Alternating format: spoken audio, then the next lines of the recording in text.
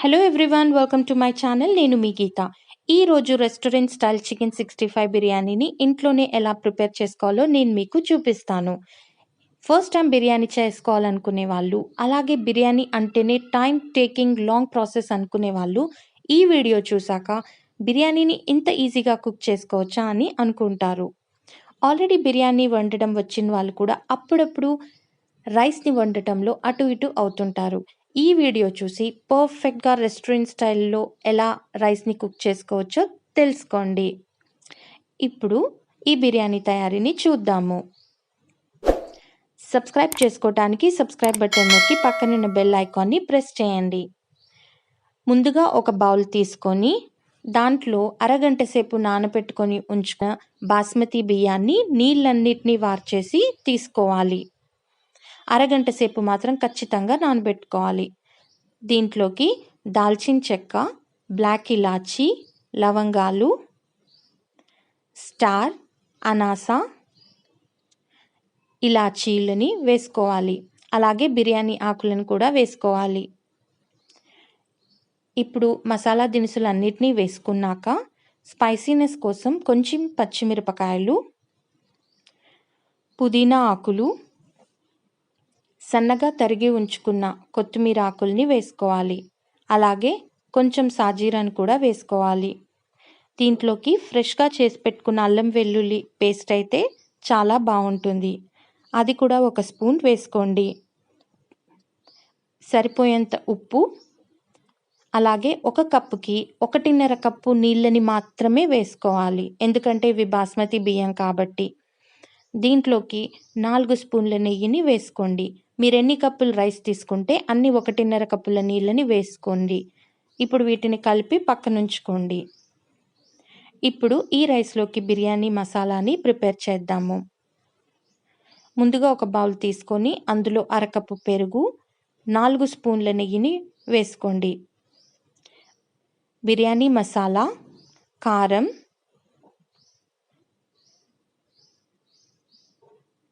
మిరియాల పొడి, ధనియా పొడి, జీలకర్ర పొడిని వేసుకోవాలి.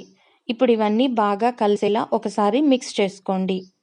అన్ని పచ్చి మసాలాస్ వేసాం కాబట్టి ఈ రానెస్ అంతా పోవడానికి మనం ఒక 3 నిమిషాల పాటు కుక్ చేసుకుందాం. ఇప్పుడు ఒక ప్యాన్ తీసుకొని అందులో ఆయిల్ వేసుకొని అది కొంచెం వేడయ్యాక ఇందాక కలిపి పెట్టుకున్న పెరుగు మిశ్రమాన్ని వేసుకోవాలి. ఇది చాలా తొందరగా కుక్ అయిపోతుంది. ఒక 2 నుంచి 3 నిమిషాల్లోపే ఆయిల్ అంతా పైకి వచ్చేస్తుంది. అలా ఆయిల్ పైకి వచ్చిందంటే మన మసాలా కుక్ అయిపోయినట్టే. ఈ విధంగా వచ్చిన తర్వాత ఒక బౌల్లోకి తీసి ఉంచుకోండి. చూసారా ఎంత పర్ఫెక్ట్గా మన బిర్యానీ మసాలా కుక్ అయిపోయిందో. ఇప్పుడు చికెన్ 65ని చూద్దాము. కడిగి పెట్టుకొని ఉంచుకున్న చికెన్ ముక్కల్ని ఒక బౌల్లోకి తీసుకోవాలి. దీంట్లోకి కారం, ఉప్పు, మిరియాల పొడి, ధనియా పొడి, జీలకర్ర పొడి, గరం మసాలా, అల్లం వెల్లుల్లి పేస్టు, సన్నగా తరిగి పెట్టుకున్న కరివేపాకును వేసుకోవాలి.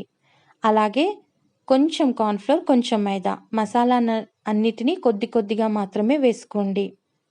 ఇలా అంతా మ్యారినేట్ చేసుకున్న చికెన్ ముక్కల్ని మనం ఇప్పుడు డీప్ ఫ్రై చేసుకోవాలి. అలాగే బిర్యానీలోకి కొంచెం జీడిపప్పును కూడా వేసుకోవటానికి ఫ్రై చేసుకోండి.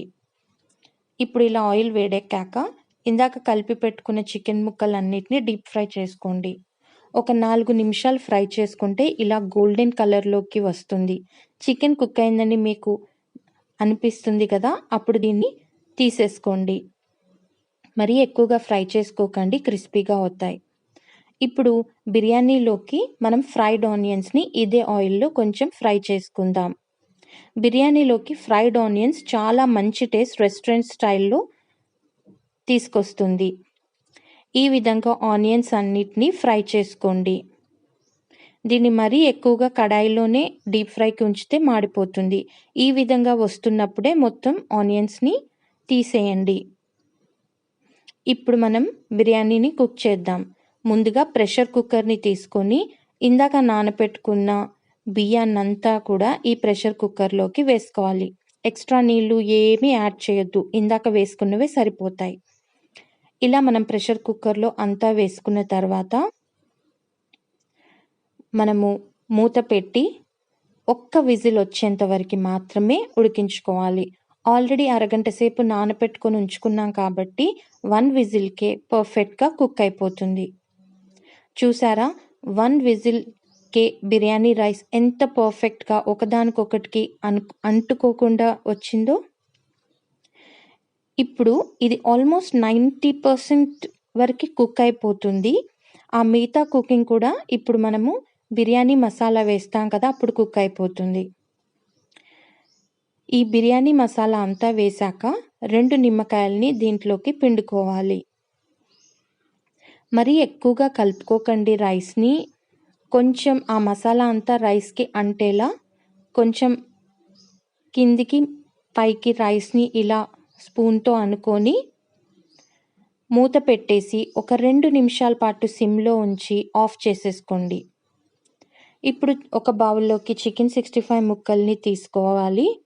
ఇది కొంచెం క్రియేటివ్‌గా సర్వ్ చేయటానికి దీంట్లో ఉల్లిపాయ ముక్కలు ఇందాక వేయించి పెట్టుకున్నవి వేసుకొని అందులోనే కొంచెం జీడిపప్పును కూడా వేసుకోండి. ఆల్రెడీ మన చికెన్ 65 ముక్కలు వేడిగా ఉన్నాయి. ఇందులోకి మనం కుక్ చేసుకున్న వేడి వేడి బిర్యానీ రైస్‌ని వేసుకుందాం. ఇలా అంతా స్ప్రెడ్ అవుట్ చేసుకోవటం వల్ల అన్నీ వేడిగా ఉన్నందున ఈ బిర్యానీలో ఉన్న ఫ్లేవర్స్ అన్నీ కూడా చికెన్ 65కి వచ్చేస్తుంది. దీన్ని మూత పెట్టుకొని ఒక 5 మినిట్స్ ఉంచేసుకోండి. దీనివల్ల బిర్యానీ మరింత ఫ్లేవరబుల్‌గా అవుతుంది. ఇప్పుడు మనం దీన్ని రివర్స్ చేసుకుందాము. మీరు కావాలంటే ఇందాక వండుకున్న బిర్యానీ పైనే చికెన్ ముక్కల్ని, ఆనియన్స్, జీడిపప్పును వేసుకొని మూత పెట్టేసుకొని సర్వ్ చేసుకోండి.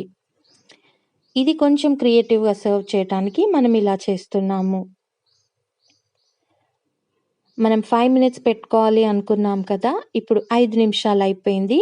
మనం దీన్ని జాగ్రత్తగా బౌల్‌ని తీసేసుకుందాం. చూసారా ఎంత బావుందో? టేస్ట్ కూడా చాలా బావుంటుంది. దీన్ని మీరు రైతా, సాలన్‌తో సర్వ్ చేసుకోండి. అలాగే సాలడ్‌తో సర్వ్ చేయండి. గార్నిషింగ్‌కి ఇందాక మనం వేయించి పెట్టుకున్న ఉల్లిపాయ ముక్కలు, జీడిపప్పు, కొత్తిమీరని వేసుకొని గార్నిష్ చేసుకోండి. చూసారా? ఇంట్లోనే ప్రెషర్ కుక్కర్‌లో ఎంత ఈజీగా రెస్టారెంట్ చికెన్ 65 బిర్యానీని ఎలా చేసుకోవచ్చో. ఇది టేస్ట్ కూడా చాలా బావుంటుంది. ఇది మీరు ప్రెషర్ కుక్కర్‌లో చేశామని మీ గెస్ట్‌లకి మీరు చెప్పేంత వరకి అస్సలు తెలియదు. మీరు కూడా ఈ రెసిపీని ఇంట్లో ట్రై చేసి ఎంజాయ్ చేయండి. Thanks for watching. Please like, share and don't forget to subscribe my channel.